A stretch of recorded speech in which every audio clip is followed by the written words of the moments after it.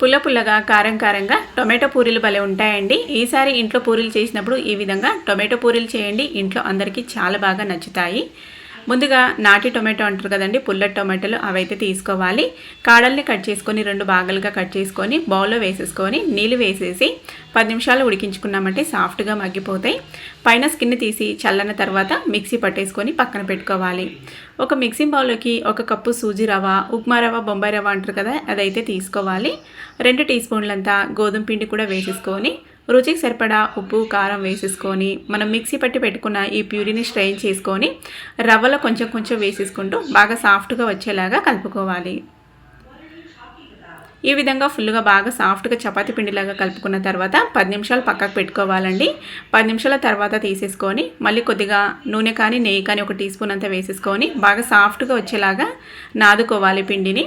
Full డీటెయిల్గా video అయితే related వీడియోలో పోస్ట్ చేస్తాను. ఇంట్రెస్ట్ ఉంటే క్లిక్ చేసి చూడొచ్చండి. చాలా బాగుంటాయి టేస్ట్ అయితే. వీటిని ప్రిపేర్ చేసుకొని మనము 2-3 రోజులు కూడా నిల్వ ఉంచుకోవచ్చు. ఈ విధంగా ఒకటే చపాతీలాగా ఒత్తుకొని నేను తర్వాత పూరీలాగా కట్ చేస్తున్నాను. ఈ విధంగా చేసుకోవడం వల్ల మనకి చాలా తొందరగా అవుతాయి. అలాగే అన్నీ ఒకే సైజులో ఒకే మందంగా వస్తాయి అన్నట్టు.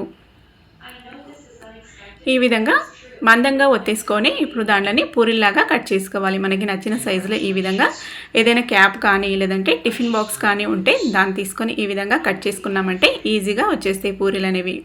ఒక ప్లేట్లోకి తీసేసుకొని డీప్ ఫ్రైకి ఆయిల్ పెట్టేసుకొని ఆయిల్ బాగా హీట్ అయిన తర్వాత ఆయిల్లో వేసేసామంటే ఈ విధంగా బాగా చక్కగా పొంగుతూ వస్తుందండి. మనం వేసిన ప్రతి ఒక్క పూరి కూడా బాగా పొంగుతూ చక్కగా వస్తాయన్నట్టు. ఆయిల్ అనేది బాగా వేడిగా ఉండాలి. అప్పుడే మనకి పూరీలు బాగా చక్కగా పొంగుతూ వస్తాయి. ఎక్కువ ఆయిల్ కూడా పీల్చుకోవండి. తప్పకుండా ఒకసారి ట్రై చేసి చూడండి. టేస్ట్ అయితే అద్భుతంగా ఉంటాయి. అన్నీ ఇదే విధంగా డీప్ ఫ్రై చేసేసుకొని ఒక ప్లేట్లోకి తీసేసుకొని సర్వ్ చేసేసుకోవచ్చు. పిల్లలైతే అలాగే తినేస్తారండి, అంత బాగుంటాయి. మనం ఇక్కడ స్పైసెస్ కూడా వేసింటాం కాబట్టి. మీకు నచ్చినట్లయితే తప్పకుండా ట్రై చేసి మీకు ఎలా కనిపించిందో మీ ఒపీనియన్ అయితే షేర్ చేసుకోండి. నెక్స్ట్ మళ్ళొక రెసిపీతో కలుద్దాం. బాయ్.